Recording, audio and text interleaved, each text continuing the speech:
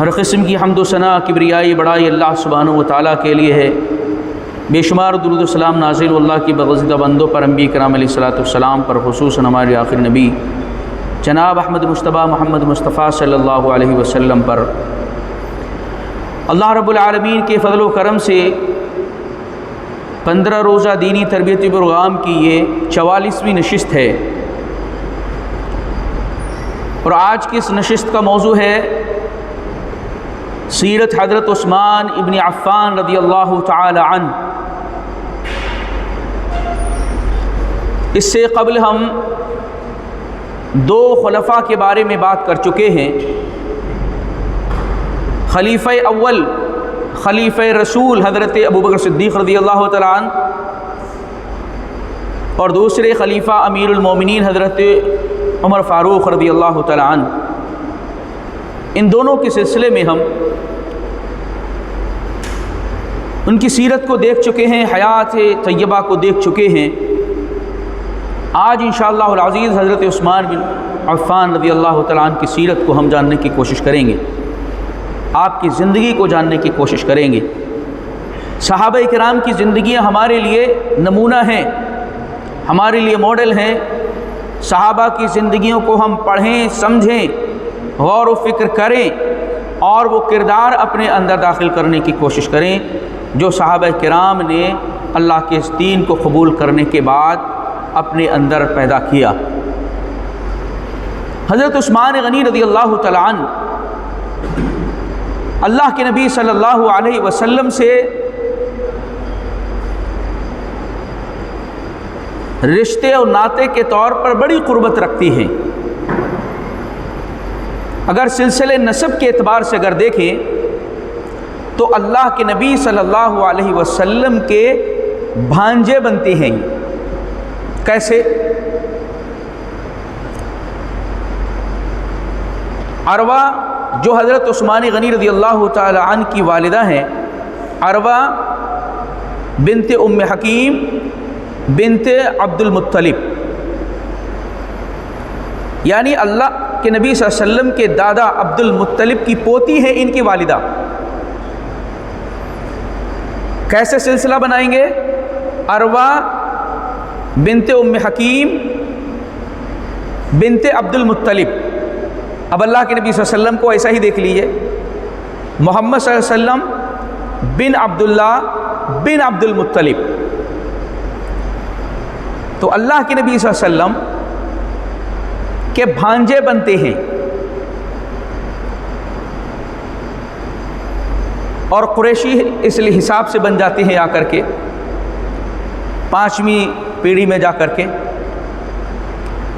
حضرت عثمان غنی رضی اللہ تعالیٰ عنہ اللہ کے نبی صلی اللہ علیہ وسلم نے جب مکہ کے اندر اللہ کی اس دعوت کو عام کیا، پیغام پہنچایا، تو جو چند افراد بالکل ابتدا میں ایمان کے اندر داخل ہوئے، ان میں سے تقریباً چوتھے شخص ہیں، یہ چوتھی یا 5ویں شخص ہیں جنہوں نے اللہ کے اس دین کو قبول کیا، اور یہ حضرت ابوبکر صدیق رضی اللہ تعالیٰ عنہ کی کوشش اور ان کی جد و جہد کے نتیجے میں اسلام کے اندر داخل ہوئے۔ حضرت عثمان غنی رضی اللہ تعالیٰ عنہ کو بہت سارے فضائل حاصل ہیں، اور کچھ فضیلتیں تو ایسی ہیں جن میں کوئی بھی صحابی ان کا شریک نہیں ہے۔ اللہ کے نبی صلی اللہ علیہ وسلم نے مکہ کے اندر جب اللہ کے پیغام کو پہنچایا، صحابہ کرام نے اللہ کے اس دین کو قبول کیا، مشکلات آئیں، پریشانیاں آئیں، تو سب سے پہلی ہجرت جو حبشہ کی طرف ہوئی، اللہ کے نبی صلی اللہ علیہ وسلم نے اس میں فرمایا کہ اول من ہاجر بعد ابراہیم، پہلی فیملی جو ابراہیم علیہ السلام کے بعد جس نے ہجرت کی وہ حضرت عثمان ہیں رضی اللہ تعالی عنہ۔ اللہ کے نبی صلی اللہ علیہ وسلم کی ایک بیٹی حضرت رقیہ رضی اللہ تعالی عنہ کے ساتھ ان کا نکاح ہوا، اور اپنی بیوی کے ساتھ انہوں نے حبشہ کی ہجرت کی۔ میاں بیوی دونوں، پوری فیملی ہجرت کر کے حبشہ گئی۔ وہاں سے بیچ میں جب خبر پہنچی کہ کفار جو ہے مسلمان ہو گئے، تو ہجرت کر کے جو پہلا قافلہ گیا تھا اس پہلے قافلے میں یہ تھے، تو واپس جیسے ہی مکہ کے اندر آئے وہ خبر غلط تھی. اسی کے ساتھ ساتھ دوسری ہجرت مدینہ کی طرف کرتے ہیں دونوں لوگ. اللہ کے نبی صلی اللہ علیہ وسلم کی بیٹی حضرت رقیہ اور حضرت عثمان رضی اللہ تعالیٰ عنہ, دو ہجرتیں آپ نے کی ہیں. 2 ہجرتوں کا اجر و ثواب آپ کے لیے, اور پوری فیملی دونوں ہجرتیں کر رہی ہے. یہ مقام اور کسی صحابی کو حاصل نہیں ہے. 2 چیزیں آپ دیکھیں, اس لیے دار ذو الحجرتین, 2 ہجرتوں والا ان کو کہتے ہیں. ان کا لقب ذو النورین بھی ہے. ذو النورین کیوں کہتے ہیں؟ اللہ کے نبی صلی اللہ علیہ وسلم کی 2 بیٹیاں ان کے نکاح میں رہیں. پہلی بیٹی کا انتقال ہو گیا حضرت رقیہ رضی اللہ تعالیٰ عنہ کا غزوہ بدر کے موقع پر. اس کی تفصیل میں کسی اور انداز سے آگے بیان کروں گا آپ کے سامنے. تو اللہ کے نبی صلی اللہ علیہ وسلم نے اپنی دوسری بیٹی ام کلثوم رضی اللہ تعالی عنہا کو آپ کے نکاح میں دے دیا. اور آپ دیکھیں حضرت عثمان سے اتنی محبت اللہ کے نبی کرتے تھے, آپ نے فرمایا کہ لو کا ان کے انتقال بھی ہو گیا تو آپ نے فرمایا کہ لو کان عندی ثلاثۃ لزوجتہ, اگر میری تیسری بیٹی بھی ہوتی تو حضرت عثمان سے میں نکاح کر دیتا. اتنا مطمئن تھے آپ حضرت عثمان رضی اللہ تعالیٰ عنہ سے, محبت کرتے تھے. تو 2 بیٹیاں اللہ کے نبی کی ان کی عقد میں آئیں, جس کی وجہ سے ان کو ذو النورین, 2 نوروں والا کہا جاتا ہے. آپ کا لقب ہے. حضرت آدم علیہ السلام سے لے کر کے آخری نبی محمد صلی اللہ علیہ وسلم تک کوئی بھی شخص ایسا نہیں گزرا جس کے نکاح میں نبی کی 2 بیٹیاں ہوں. پورے سلسلے نبوت میں فرد واحد ہیں کہ نبی کی 2 بیٹیاں ان کے نکاح کے اندر آئی ہیں. یہ فضیلت کسی کو بھی حاصل نہیں ہے جو حضرت عثمان غنی رضی اللہ تعالیٰ عنہ کو ہے. اللہ تعالیٰ نے ان کو بہت مال عطا فرمایا. جب مدینہ کے اندر تشریف لائے تو صحابہ کرام جو مکہ سے چلے ہوئے تھے سب اپنے کاروبار کو, اپنی جائیدادوں کو, اپنے گھر بار کو چھوڑ کر کے آ رہے ہیں. کیا ہے ساتھ میں؟ کچھ بھی نہیں ہے. کچھ صحابہ تو مکمل طریقے سے لباس کے ساتھ بھی نہیں آ رہے ہیں. مدینہ کے جو صحابہ ہیں, انصار ہیں, وہ بھی اتنی بہت بڑی مضبوط پوزیشن میں نہیں ہیں, لیکن انہوں نے اپنے جان و مال کو اپنے بھائیوں کے لیے, مہاجرین کے لیے حاضر کر دیا. اس کے باوجود آپ دیکھیں جو یہودی تھے وہ پوری کوشش کر رہے تھے کہ ان مسلمانوں کے حالات کو تنگ کیا جائے تاکہ یہ پریشان ہو, دقت میں آئیں. یہودیوں کے قبضے میں ایک کنواں تھا بیر روما جس کو کہا جاتا ہے. اس کے پانی کو لینے کے لیے وہ مسلمانوں سے پیسہ وصول کرتے تھے, تب پانی جا کر کے دیتے تھے, اور بڑی مشکلیں اس سلسلے میں پیش آتی تھیں. اللہ کے نبی صلی اللہ علیہ وسلم نے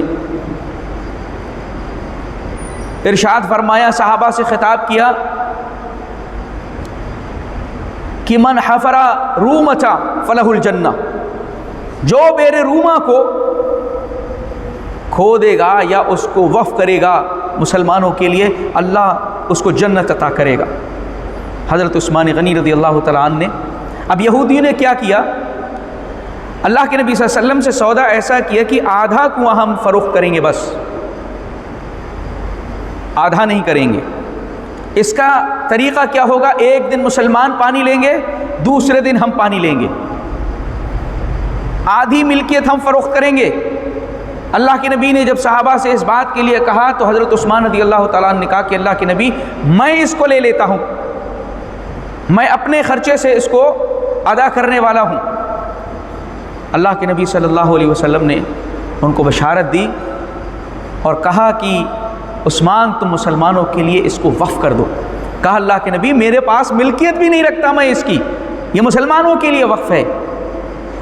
اب یہودیوں نے نبی صلی اللہ علیہ وسلم نے کہا کہ جس دن مسلمانوں کی پینے کی باری ہے مسلمان جس دن پانی بھریں گے اس دن سارے کفار مشرکین جو لوگ بھی ہیں سب لے سکتے ہیں۔ اب جب فری میں پانی مل رہا ہے تو پھر لوگوں نے یہودیوں والے ٹرن میں لینا پسند نہیں کیا کیونکہ اس میں پیسہ دینا پڑتا ان کو، تو مسلمانوں والے جو باری تھی اس میں ہی سے ہی وہ لوگ لے لیتے تھے۔ اب ان کا نقصان یہ ہو رہا تھا کہ اب کوئی آوا نہیں رہا ہے، تب انہوں نے یہ کہا کہ اللہ کے نبی ہم آدھا اس کو بھی فروخت کر دیتے ہیں، ان کا لاس ہوا۔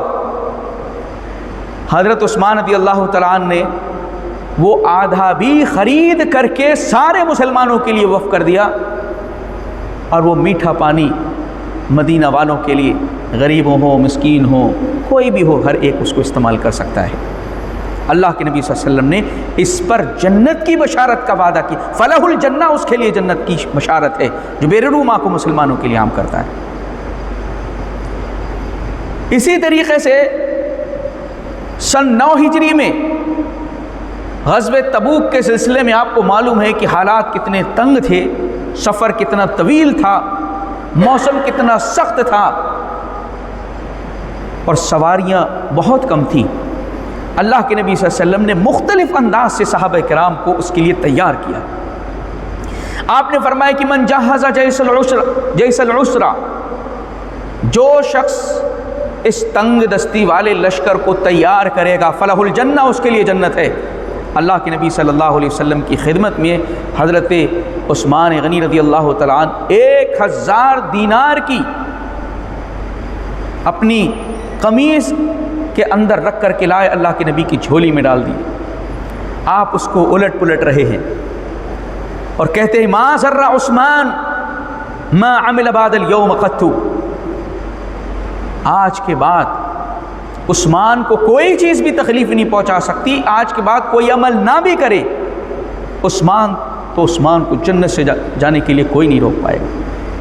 یہ الفاظ حضرت عثمان غنی رضی اللہ تعالیٰ عنہ کے علاوہ کسی کے لیے اللہ کے نبی نے استعمال نہیں کی کہ عثمان کو اب کوئی چیز بھی نقصان نہیں پہنچا سکتی، آج کے بعد کوئی بھی عمل نہ کرے جنت ان کو ملے گی۔ کئی بار اللہ کے نبی صلی اللہ علیہ وسلم نے ان کو جنت کی بشارتیں دی ہیں، اور اسی غزوے میں 100 اونٹ لدے ہوئے اللہ کے نبی کی خدمت میں حاضر کر دیے۔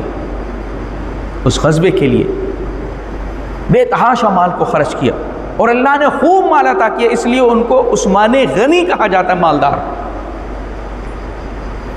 اللہ کے نبی صلی اللہ علیہ وسلم کو، جیسا کہ میں دونوں خلفاء کے سلسلے میں اس روایت کو ذکر کر چکا ہوں، ان کا بھی تیسرا نمبر تھا۔ حضرت ابو موسیٰ اشعری رضی اللہ تعالیٰ عنہ کہتے کہ اللہ کے نبی صلی اللہ علیہ وسلم ایک باغ کے اندر تشریف فرما تھے،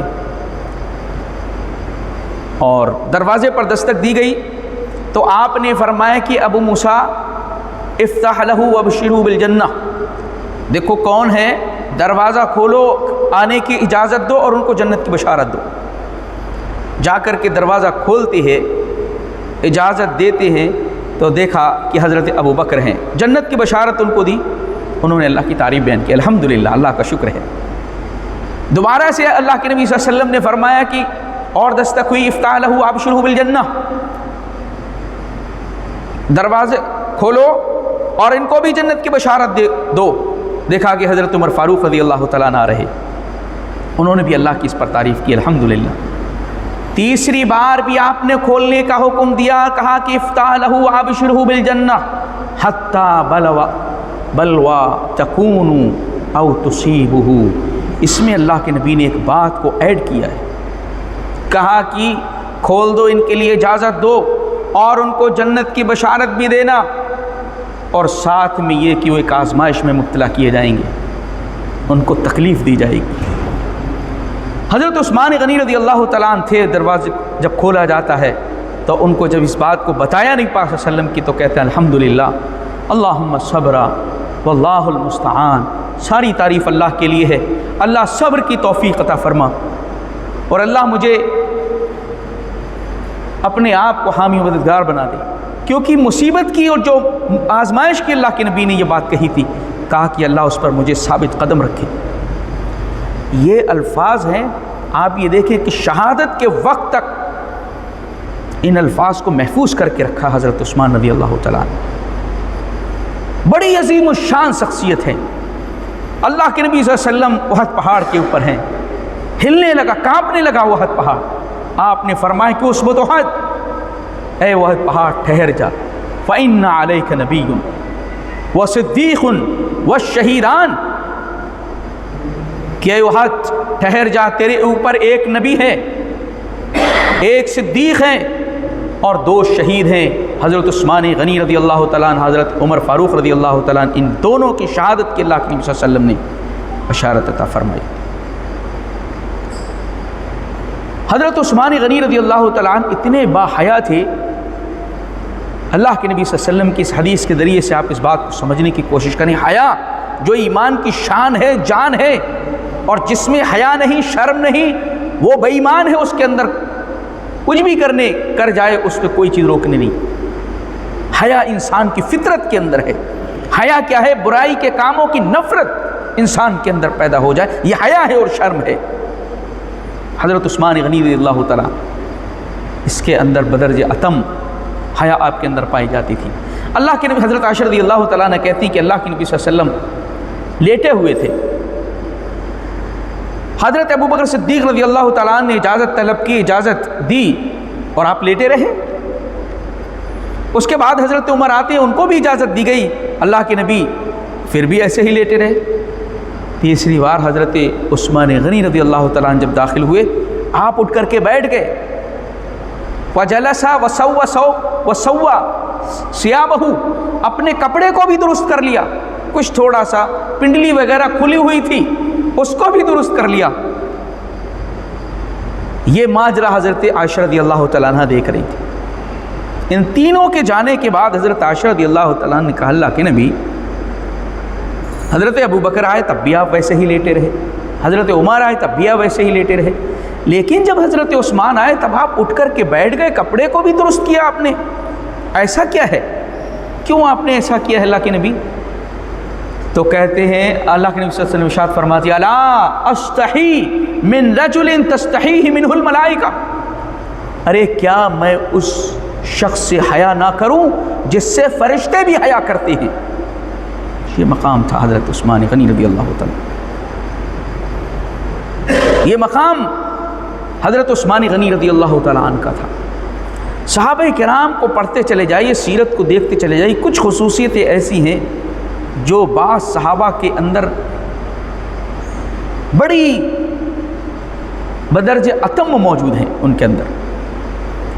حضرت عثمان غنی رضی اللہ تعالیٰ عنہ سارے غزوات کے اندر شریک ہوئے، لیکن 2 موقعوں پر حاضر نہیں ہو سکے، لیکن اللہ کے نبی صلی اللہ علیہ وسلم نے ان کو وہاں پر کی موجودگی کو تسلیم کیا، اس لحاظ سے کہ ان کو حصہ بھی مال غنیمت میں سے دیا۔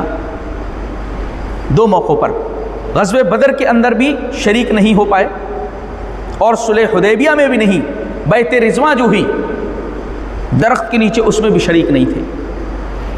وجہ کیا تھی؟ غزوہ بدر میں تو اس لیے نہیں کہ آپ کی اہلیہ اللہ کے نبی صلی اللہ علیہ وسلم کی بیٹی حضرت رقیہ رضی اللہ تعالی عنہ بیمار تھی۔ اللہ کے نبی سے پوچھا، اللہ کے نبی میں اللہ کے دین کی سربلندی کے لیے جہاد میں جانا چاہتا ہوں، میری دلی خواہش و تمنا ہے، لیکن ایسے حالات میں جب کہ رقیہ کی ان کی طبیعت بھی خراب ہے، آپ جو بھی مجھے حکم دیں گے اللہ کے نبی میں اس پر عمل کروں گا۔ آپ نے فرمایا کہ تم رک کر کے ان کی دیکھ بھال کرو، اور آپ نے بعد میں کہا ان لک اجرن، تمہارے لیے ممن شہد بدر، جو بدر میں شریک ہوا ہے اس کے ہی جیسا تمہارے لیے اجر ہے، اور اگر حصہ ملے گا تو مال غنیمت میں تمہارا بھی حصہ لگے گا۔ جب اللہ تعالیٰ نے مسلمانوں کو غزوہ بدر میں فتح عطا فرمائی، 70 قیدی بن کر کے آئے، فدیہ لیا گیا، اس میں سے مال غنیمت جو بھی مسلمانوں کے درمیان تقسیم کیا گیا، ایک حصہ اللہ کے نبی صلی اللہ علیہ وسلم نے نکال کر کے رکھ دیا، اور یہ حصہ حضرت عثمان کا تھا۔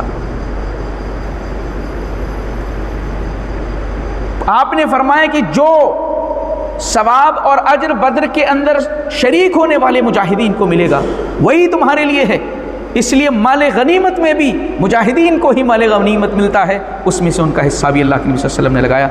लेकिन क्या है, इसी दौरान क्या होता है, हज़रत रुक़ैया रज़ियल्लाहु तआला अन्हा का इंतकाल हो जाता है, अल्लाह की बेटी का। फिर अल्लाह के नबी सल्लल्लाहु अलैहि वसल्लम अपनी दूसरी बेटी उम्मे कुलसूम के साथ उनका निकाह कर देते। बैत रिज़वा जो हुई थी सन 6 हिजरी में, उसमें हज़रत उस्मान गनी रज़ियल्लाहु तआला अन्हु नहीं थे। अल्लाह के नबी सल्लल्लाहु अलैहि वसल्लम ने अपने हाथ को बुलंद किया, ये है उस्मान का हाथ और ये है मेरा हाथ। अपने हाथ के ऊपर अल्लाह के नबी सल्लल्लाहु अलैहि वसल्लम ने रख के कहा कि ये उस्मान का हाथ है, हादा यद उस्मान, ये हज़रत उस्मान का हाथ है। इसके ऊपर सहाबा किराम ने फिर बैत की है। क्यों ऐसा था, क्यों शरीक नहीं थे? अल्लाह के नबी सल्लल्लाहु अलैहि वसल्लम सन 6 हिजरी में उम्रे की नीयत से निकले थे, लेकिन रास्ते में आपने पड़ाव हुदैबिया के मकाम पर डाला और मुशरिकीन किसी भी तरीके से तैयार नहीं थे कि सहाबा किराम या अल्लाह के नबी मक्का आकर के खाने काबा का तवाफ़ करें और उसकी ज़ियारत करें। अल्लाह के नबी सल्लल्लाहु अलैहि वसल्लम ने सारे सहाबा में हज़रत उस्मान गनी रज़ियल्लाहु तआला अन्हु को मुंतखब किया इस काम के लिए। सबसे ज़्यादा एतमाद आपने हज़रत उस्मान रज़ियल्लाहु तआला अन्हु पर किया। और मक्का के लोगों के दिलों के अंदर हज़रत उस्मान की क्या मोहब्बत और अज़मत थी, इसको अल्लाह के नबी सल्लल्लाहु अलैहि वसल्लम के इस इंतखाब से पता चलता है। आपने कहा कि सफ़ीर बन करके जाओ, उनसे बात करो कि हमारा मकसद सिवाय अल्लाह के घर की ज़ियारत उम्रा की कोई भी मकसद नहीं है, कोई छेड़छाड़ का मकसद नहीं है। अल्लाह के नबी सल्लल्लाहु अलैहि वसल्लम ने जब उनको रवाना किया तो कुछ लोगों ने ये कहना शुरू किया, अरे इनको तो मौका मिल जाएगा, ये तो अल्लाह के घर की ज़ियारत भी करेंगे और तवाफ़ भी कर लेंगे। अल्लाह के नबी ने फरमाया कि देखो, उस्मान मेरे बग़ैर कभी तवाफ़ नहीं कर सकता। इस बात का मुतालबा वहाँ के लोगों ने किया कि उस्मान तुम आए हो तो तवाफ़ कर लो। कहते हैं कि नहीं, जब तक कि अल्लाह के नबी सल्लल्लाहु अलैहि वसल्लम तवाफ़ नहीं करेंगे मैं नहीं कर सकता। जो बात आपने पहले कही थी हज़रत उस्मान रज़ियल्लाहु तआला अन्हु ने उसको साबित करके दिखाया। ये एतमाद अल्लाह के नबी को हज़रत उस्मान पर था और हज़रत उस्मान की मोहब्बत अल्लाह के नबी सल्लल्लाहु अलैहि वसल्लम से उजागर हो रही है। अब ख़बर ये मशहूर हो गई कि हज़रत उस्मान रज़ियल्लाहु तआला अन्हु को शहीद कर दिया गया। अब आप देखें कि इतनी बड़ी बैत, 1400 सहाबा किराम की बैत किस बात के लिए है? जब ये ख़बर मशहूर हुई कि हज़रत उस्मान रज़ियल्लाहु तआला अन्हु को कुफ़ार ने शहीद कर दिया है और फिर बाद में पता चला ये ख़बर झूठी है, फिर ये लगा कि इनको क़ैद कर दिया है। अल्लाह के नबी सल्लल्लाहु अलैहि वसल्लम ने बैत ली सहाबा किराम से। कोई असलहा नहीं है, कोई हथियार है नहीं है, मकसद ही नहीं था लड़ने का, लेकिन अपनी जानों को कुर्बान करने के लिए बैत ली हज़रत उस्मान रज़ियल्लाहु तआला अन्हु के खून का बदला लेने के लिए। उस्मान रज़ियल्लाहु तआला अन्हु के खून की क्या कदर व कीमत थी। अल्लाह के नबी ने खुद अपने हाथ पर अपने आप को शामिल करके बैत ली 1400 सहाबा किराम से कि हज़रत उस्मान के खून का बदला लेंगे। दरख्त के नीचे अल्लाह ताला ने वही मंजर पूरा सूरह फतह के अंदर उतार दिया है। लक़द रज़ियल्लाहु अनिल मोमिनीन इज़ युबायिऊनका तहत अश-शजरति फ़अलिम मा फ़ी क़ुलूबिहिम फ़अंज़ल अस-सकीनता अलैहिम व असाबहुम फ़तहन क़रीबा। अल्लाह ताला राज़ी हो गया उन लोगों से जिन्होंने दरख्त के नीचे बैत की। अल्लाह ने उनके दिलों को, तक़वा को भी जान लिया और इनके दिलों को मजबूत कर दिया, सुकून नाजिल फरमाया। अल्लाह के नबी सल्लल्लाहु अलैहि वसल्लम ने हज़रत उस्मान गनी रज़ियल्लाहु तआला अन्हु के खून का बदला लेने के लिए इतनी बड़ी बैत 1400 सहाबा किराम की। फिर अल्लाह रब्बुल नबी पाक सल्लल्लाहु अलैहि वसल्लम का हाथ, अल्लाह के नबी सल्लल्लाहु अलैहि वसल्लम ने हज़रत उस्मान के हाथ को भी इसमें शामिल करके बैत के अंदर रखा। आप ये देखें, अल्लाह रब्बुल आलमीन जब सारे लोगों से राज़ी हो गया है जो इस बैत में शामिल हुए, तो हज़रत उस्मान रज़ियल्लाहु तआला अन्हु का भी हाथ है या नहीं है, उनसे भी अल्लाह रब्बुल आलमीन राज़ी हो गया। फिर अल्लाह ने फरमाया कि इन्नल लदीन युबायिऊनका इन्नमा युबायिऊनल्लाह यदुल्लाहि फ़ौक़ अयदीहिम। अल्लाह ने फरमाया कि नबी इनसे कहिए कि जो लोग आपके हाथ पर बैत ले रहे हैं, इनके हाथों के ऊपर अल्लाह का हाथ है। सुभान अल्लाह, ऐसी ज़बरदस्त बैत कि अल्लाह के नबी सल्लल्लाहु अलैहि वसल्लम का हाथ, हज़रत उस्मान का हाथ जो वहाँ पर मौजूद नहीं, वो भी फिर सबके हाथों के ऊपर अल्लाह का हाथ। सहाबा किराम की मोहब्बत और दीन के लिए कुर्बानियों का जज्बा, اس بیعت کے ذریعے سے اجاگر کیا گیا، ایسے حالات میں جب کہ کچھ لڑنے کو بھی نہیں ہے، کچھ بھی نہیں ہے، سواریاں بھی ڈھنگ سے نہیں ہیں، لیکن کیا ہے کہ اللہ کے نبی صلی اللہ علیہ وسلم کا، اللہ کے دین کا مطالبہ ہے، تو پھر ساز و سامان پر ہمارا بھروسہ نہیں ہے، رب کی ذات پر بھروسہ کر کے اپنے آپ کو قربان کر دیں گے، لیکن بدلہ لے کر کے رہیں گے عثمان غنی رضی اللہ تعالیٰ عنہ کی شہادت کا۔ تو اللہ کے نبی صلی اللہ علیہ وسلم دو موقع پر یہ حاضر نہیں تھے، لیکن ان کا مقام دونوں پر کیسے اجاگر کیا گیا۔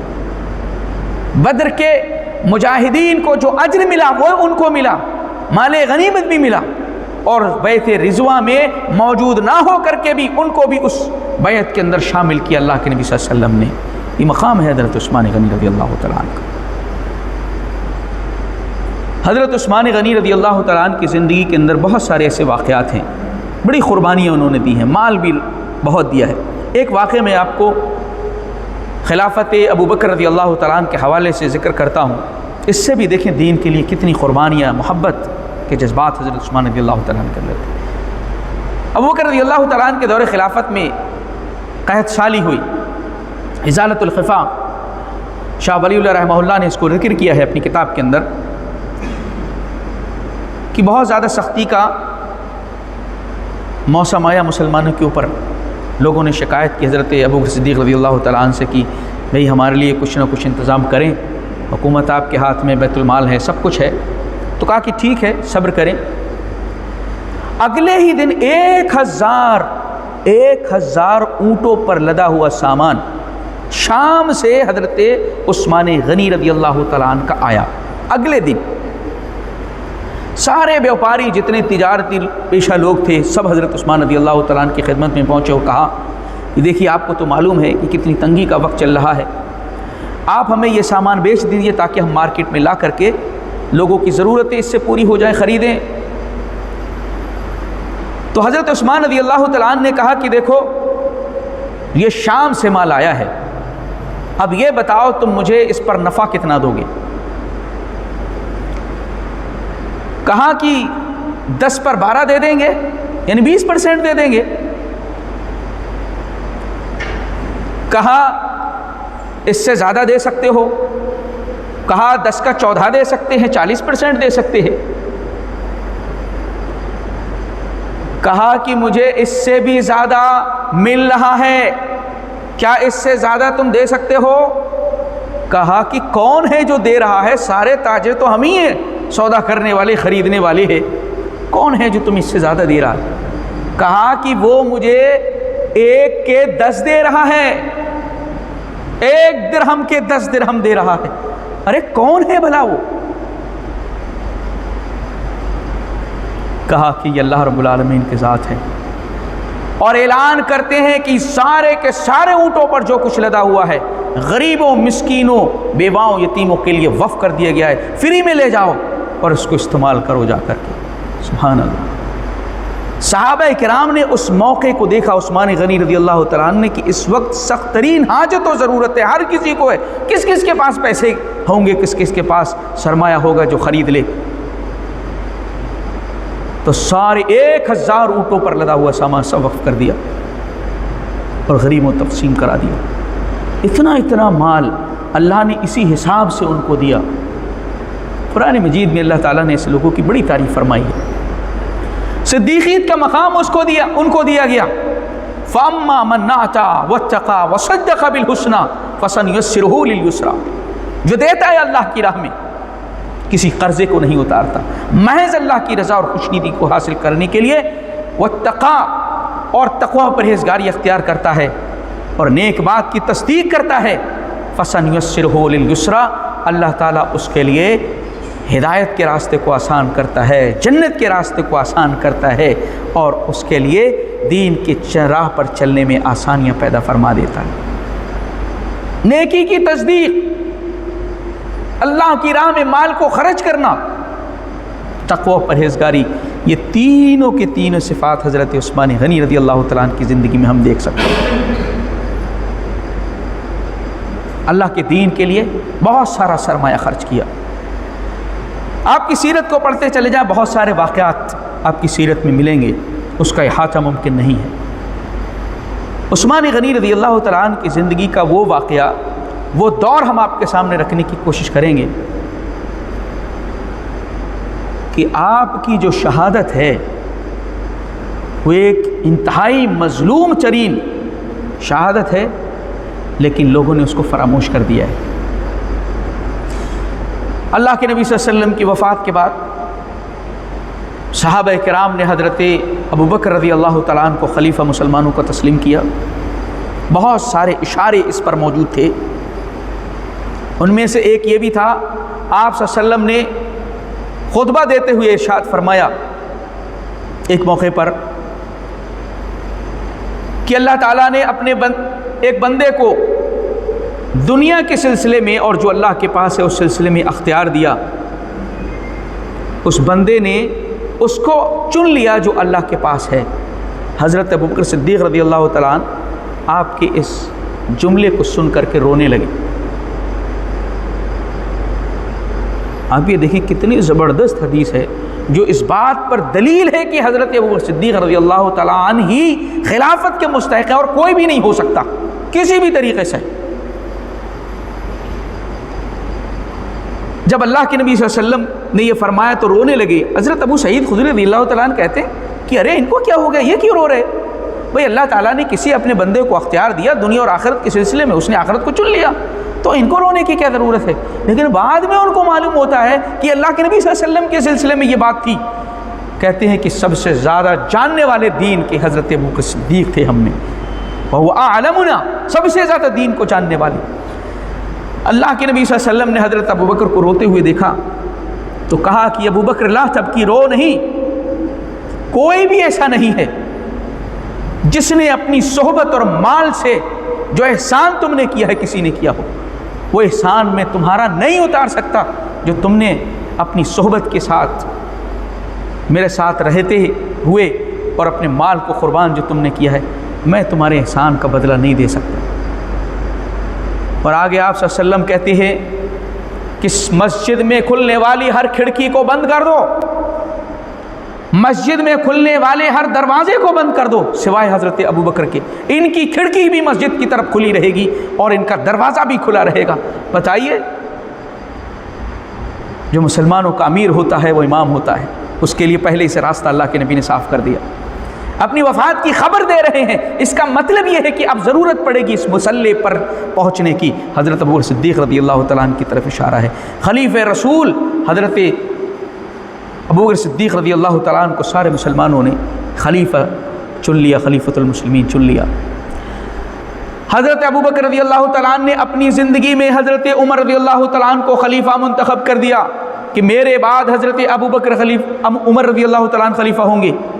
حضرت عمر رضی اللہ تعالیٰ عنہ نے اپنی وفات سے پہلے کسی ایک آدمی کو نامزد نہیں کیا، 6 لوگوں کی ٹیم بنائی اور کہا کہ جو بھی تم میں سے آپس میں مشورہ کر کے جس کو بہتر سمجھو اس کو خلافت کے لیے چن لینا۔ اس میں حضرت عبد الرحمن بن عوف، عثمان غنی رضی اللہ تعالیٰ عنہ، حضرت طلحہ رضی اللہ تعالیٰ عنہ، حضرت زبیر رضی اللہ تعالیٰ عنہ اور حضرت سعد بن ابی وقاص رضی اللہ تعالیٰ عنہ، اور چھٹے حضرت علی رضی اللہ تعالیٰ عنہ۔ ان 6 لوگوں کی کمیٹی منتخب کی، کہا کہ جو بھی تم میں بہتر آپس میں مشورہ کر کے کر لو گے مسلمانوں کا امیر اور خلیفہ چن لینا۔ حضرت عبد الرحمن بن عوف رضی اللہ تعالیٰ عنہ نے حضرت عثمان غنی رضی اللہ تعالیٰ عنہ کا نام پیش کیا، سارے کے سارے لوگ اس پر متفق ہو گئے، آپ کو خلیفہ مان لیا گیا۔ حضرت علی رضی اللہ تعالیٰ عنہ خود اس میٹنگ میں موجود ہیں، خود شامل ہیں، کوئی اعتراض نہیں ہے، آپ کو خلیفہ مان لیا گیا ہے۔ اور آپ کی خلافت کتنے دن چلتی ہے؟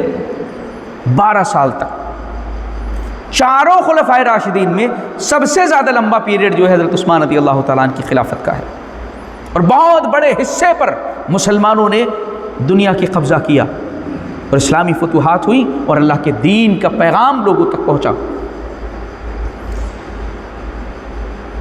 قرآن مقدس آپ کی خلافت کا ایک بہت بڑا کارنامہ یہ ہے کہ حضرت ابوبکر رضی اللہ تعالیٰ عنہ کی خلافت کے زمانے میں جب جنگ یمامہ ہوئی تھی مسیلمہ ابن کذاب سے،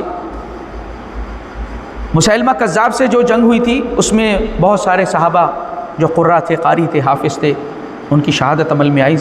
حضرت عمر رضی اللہ تعالیٰ عنہ فکر مند ہوئے، کہا کہ آپ جو ہے قرآن مجید ضائع ہو جائے گا اس طریقے سے، آپ اس کو لکھوا لیجئے۔ بہت گفت و شنید کے ساتھ کے بعد، بحث و مباحثے کے بعد نتیجہ یہ ہوا کہ قرآن مجید کو جمع کر لیا گیا، ایک مصحف بنا کر کے رکھا گیا۔ حضرت ابوبکر صدیق رضی اللہ تعالیٰ عنہ کی بیٹی حضرت حفصہ رضی اللہ تعالیٰ عنہ، عمر رضی اللہ تعالیٰ عنہ کی بیٹی حضرت حفصہ رضی اللہ تعالیٰ عنہ، ان کے پاس رکھ دیا گیا، جو اللہ کے نبی صلی اللہ علیہ وسلم کی بیوی تھی۔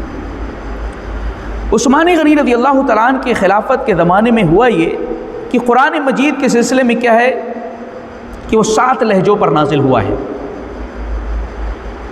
اور تھوڑا تھوڑا سا فرق ہے، جیسے مالک یوم الدین اور ملک یوم الدین دونوں طریقے سے پڑھا گیا ہے۔ 7 خیرتوں کا مطلب یہ ہے کہ لہجوں کا فرق ہو گیا، مطلب وہی ہے۔ تو جب اسلامی فتوحات تیزی سے بڑھنے لگیں، حضرت حذیفہ بن یمان رضی اللہ تعالیٰ عنہ نے آذربائیجان اور آرمینیا، جب یہ جگہ فتح ہوئیں عراق اور شام میں، دیکھا کہ لوگوں کی قرأت میں اختلاف ہو رہا ہے اور اس پر جھگڑنے کی بھی کوشش لوگ کر رہے ہیں، کوئی کہہ رہا ہے یہ صحیح ہے، کوئی کہہ رہا وہ صحیح ہے۔ مدینہ تشریف لائے اور کہا حضرت عثمان غنی رضی اللہ تعالیٰ عنہ سے کہ آپ ایسا کریں کہ کہیں ایسا نہ ہو کہ قرآن میں لوگ اختلاف کا شکار ہو جائیں اور یہود و نصارہ کی طریقے سے اللہ کی کتاب ضائع ہو جائے، آپ اس کے سلسلے میں کچھ کریں۔ تو وہی جو مصحف حضرت حفصہ رضی اللہ تعالیٰ عنہ کے پاس رکھا ہوا تھا، اس کو منگا کر کے قریش کے لہجے پر اس کو کر کے اس کی کاپیاں نکلوا کر کے ہر جگہ بھیج دیں۔ آج بھی اسی کاپی کے مطابق ہم قرآن مجید کو پوری دنیا میں پاتے ہیں۔ اب کوئی اختلاف نہیں ہے، کسی لہجے پر کوئی ٹکراؤ نہیں، ایک لہجے پر جو قریش کے اوپر قرآن نازل ہوا ہے، قرأت حفص، اسی لیے اس کو کہا جاتا ہے حضرت عثمان غنی رضی اللہ تعالیٰ عنہ کی خلافت کا یہ کارنامہ ہے کہ ایک لہجے پر سب کو جمع کر دیا گیا، اب کوئی اختلاف نہیں۔ عثمان غنی رضی اللہ تعالیٰ عنہ کے زمانے میں بڑی خلافت کی فتوحات بھی بہت ساری ہوئی۔ اس سے درکنار جو پہلو آج ہم آپ سے ایسے حالات میں، محرم کا مہینہ ہے، محرم کا مہینہ آتے ہی ہمارے ذہن ایک واقعے کی طرف منتقل ہو جاتے ہیں، واقعہ کربلا کی طرف،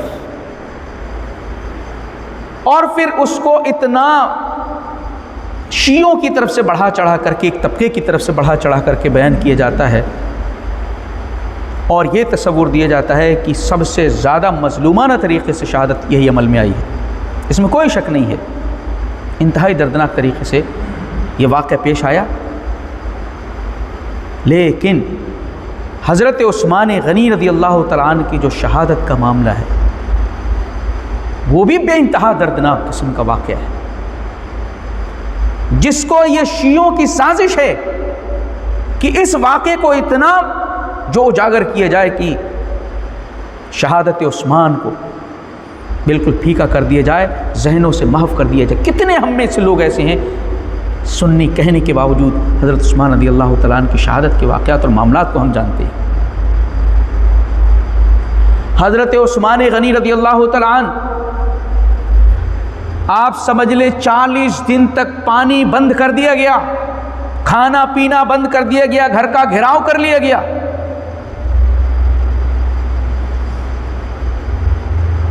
صحابہ کرام نے بڑی کوشش کی،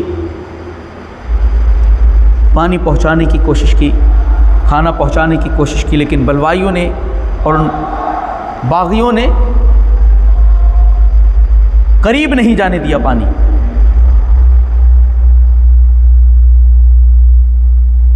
اسی دوران آپ دیکھیں کہ اپنے گھر کے جا کر کے وہ اس بات کو کہا کرتے تھے کہ بلوائیوں سے، الستم تعلمون،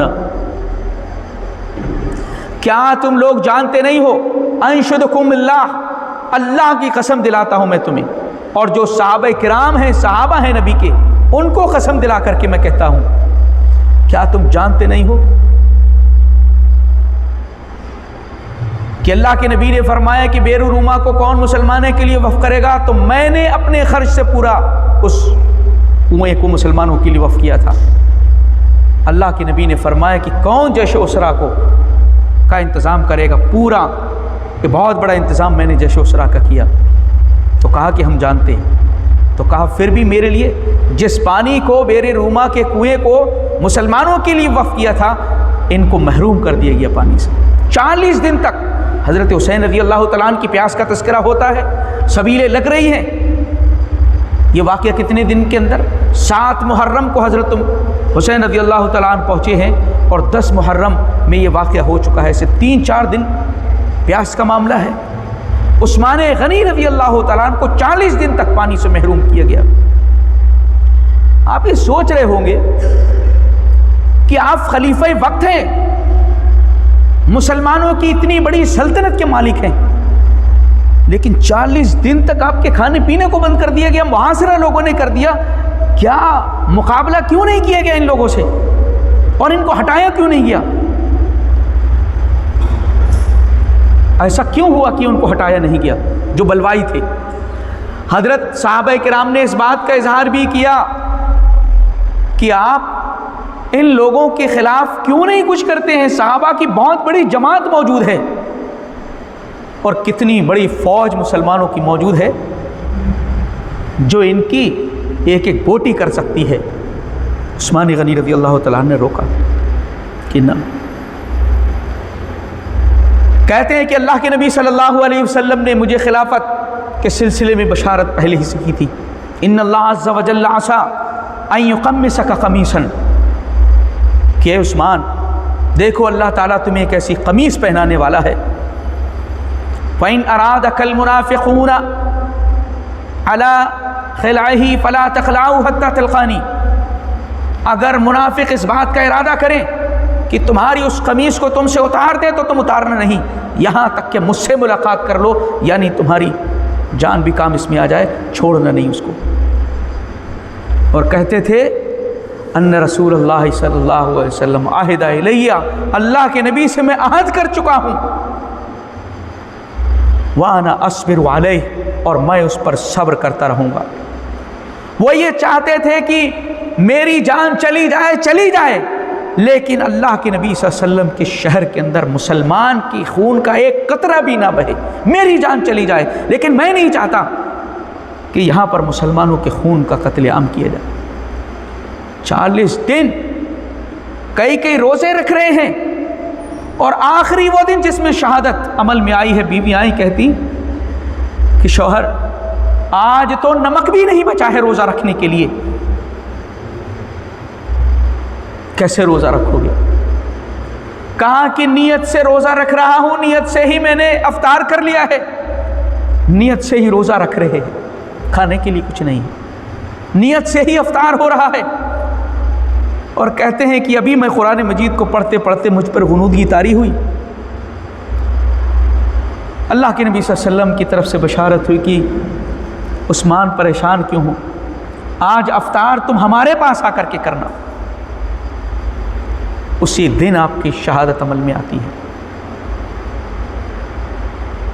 اللہ کے نبی صلی اللہ علیہ وسلم کی بشارت اور آپ کے سلسلے میں یہی تھا کہ عثمان، جو میں نے شروع میں حدیث بیان کی ابو موسیٰ اشعری رضی اللہ تعالیٰ عنہ کی، کہا کہ ان کو جنت کی بشارت دو اور کہو کہ آزمائش میں تم کو مبتلا کیا جائے گا، اسی وقت انہوں نے یہ کہا تھا کہ اللہ مجھے اس وقت جو ہے صبر و استقامت عطا کر دینا، اللہ میری مدد فرمانا کہ میں اس وقت ڈگمگا نہ جاؤں۔ سبحان اللہ، اللہ کے نبی صلی اللہ علیہ وسلم نے کئی بار اشارے اس بات کے فرما دیے۔ اتنی مظلومانہ طریقے سے آپ کی شہادت عمل میں آئی، 40 دن کھانا پینا بند کیا گیا۔ حضرت حسین رضی اللہ تعالیٰ 4 دن زیادہ سے زیادہ، لیکن اس پیاس کو اتنا اونچا بڑھا کر کے دشمنوں کی طرف سے اور ان لوگوں کی طرف سے کیا جاتا ہے تاکہ شہادت عثمان کو دبا کر کے رکھ دیا جائے۔ آپ یہ دیکھیں، لوگ کہتے ہیں یہ مسلمانوں کے ذریعے سے قتل یہ کیا گیا واقعہ، حضرت عثمان رضی اللہ تعالیٰ عنہ کو شہید کرنے والے بھی مسلمان تھے، جیسے کہ حضرت حسین رضی اللہ تعالیٰ عنہ کو شہید کرنے والے مسلمان تھے۔ پہلی ایسی شہادت حضرت حذیفہ ابن یمان رضی اللہ تعالیٰ عنہ کہتے تھے، قاتلہ فتنۃ واولہ وآخرہ الدجال۔ حضرت عثمان کی شہادت یہ ایک فتنہ ہے، جو پہلا فتنہ ہے اس امت کے لیے، اور آخرا فتنہ دجال کا ہے۔ اور آپ دیکھیں ایسی امت آزمائش کے اندر مبتلا کی گئی کہ کتنی لڑائیاں ہوئیں، कितने इख्तलाफ हुए, इंतशार हुए, जाने गई, हज़ारों जाने गई मुसलमानों की।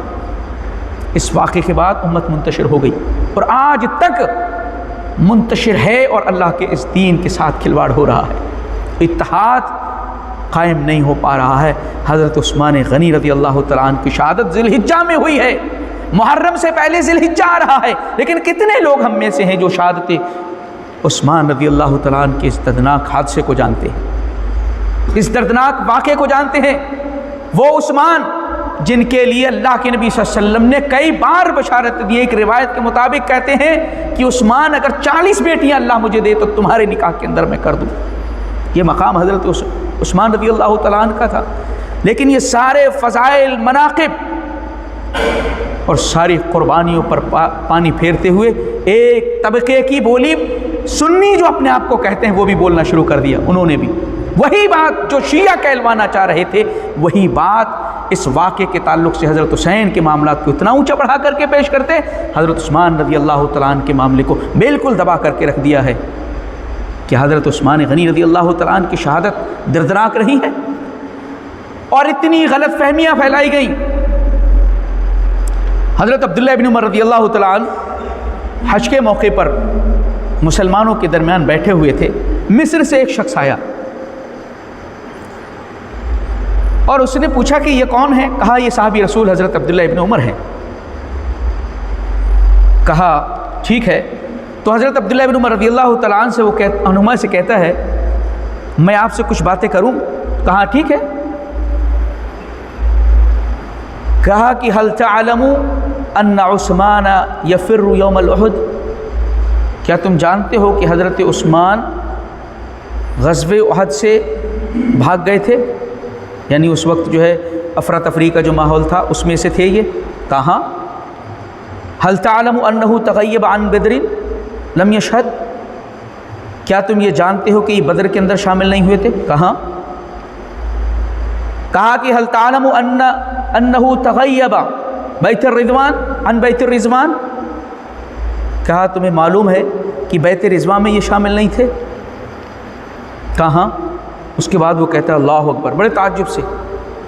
आप ये देखें ये गलत फहमियाँ फैला दी गई उसी वक्त खलीफे रसूल के ताल्लुक़ से, दामादे रसूल के ताल्लुक़ से।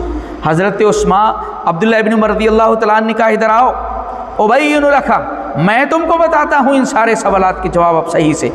कहा कि जो लोग जो भी सहाबा उहद के दिन भागे थे, अल्लाह ताला ने कुरान में उनकी मग़फ़िरत का वादा कर दिया, उनको माफ़ कर दिया गया। यौमल तक़ल जमाअन इन्नमा इस्तज़ल्लहुम अश-शैतान बिबादि मा कसबू व क़द अफ़ल्लाहु अन्हुम, अल्लाह ने माफ़ कर दिया उनको। और रहा ग़ज़वे बदर का मामला, तो अल्लाह के नबी सल्लल्लाहु अलैहि वसल्लम की बेटी बीमार थी, अल्लाह के नबी ने ख़ुद इजाज़त इनको दिया था कि इनकी तीमारदारी करें।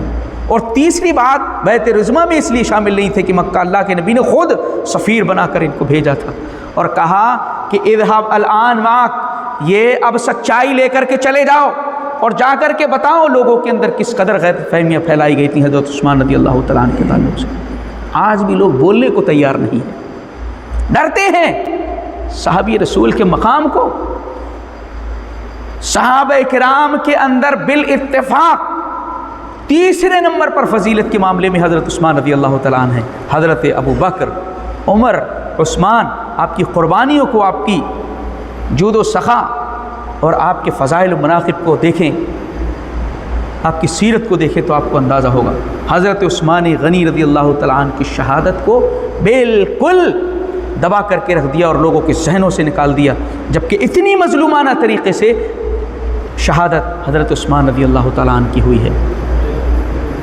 बलवाइयों ने हज़रत हसन और हुसैन रज़ियल्लाहु तआला अन्हु ख़ुद इनकी पहरेदारी के ऊपर मुकर्रर किए गए थे हज़रत अली रज़ियल्लाहु तआला अन्हु की तरफ से।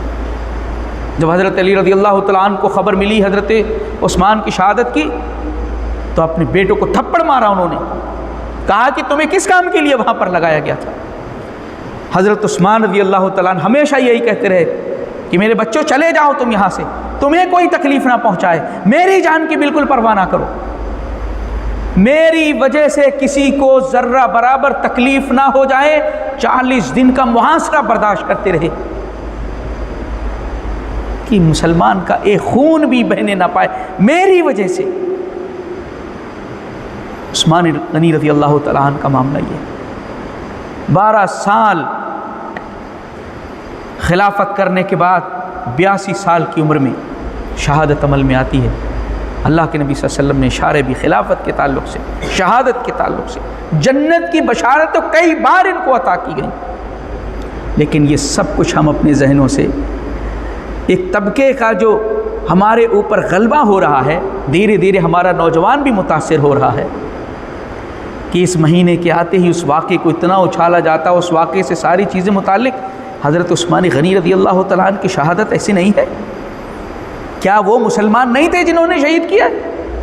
حضرت حسین رضی اللہ تعالیٰ عنہ کو شہید کرنے والے بھی مسلمان تھے اور ظالم ہیں جنہوں نے ایسا کیا ہے، لیکن کیا یہی ایک واقعہ ہے؟ اس سے پہلے ذی الحجہ میں تو یہ ہو چکا ہے، لیکن اس کو دبایا گیا ایک سازش کے تحت تاکہ حضرت عثمان غنی رضی اللہ تعالیٰ عنہ کی شہادت کو دبا کر کے حضرت حسین رضی اللہ تعالیٰ عنہ کی شہادت کو بڑھایا جائے، کیونکہ شیعہ کا یہی مقصد ہے اور ٹارگیٹ ہے، اور ہم بھی اس سے جو ہے متاثر ہو رہے ہیں۔ صحابہ کرام کی سیرت، صحابہ کرام کی زندگیاں ہمارے لیے مشعل راہ ہیں، ان کو پڑھیں، ہم سمجھیں، ان کی قربانیوں کو جاننے کی کوشش کریں۔ اسی روئے زمین پر، اسی اللہ کے دین پر انہوں نے ایسا عمل کر کے دکھایا کہ نبی پاک صلی اللہ علیہ وسلم جنت کی بشارتیں کئی بار دے رہے ہیں۔ حال کیا ہے؟ ایک آخری حدیث میں آپ کے سامنے رکھ کر کے رخصت ہو رہا ہوں۔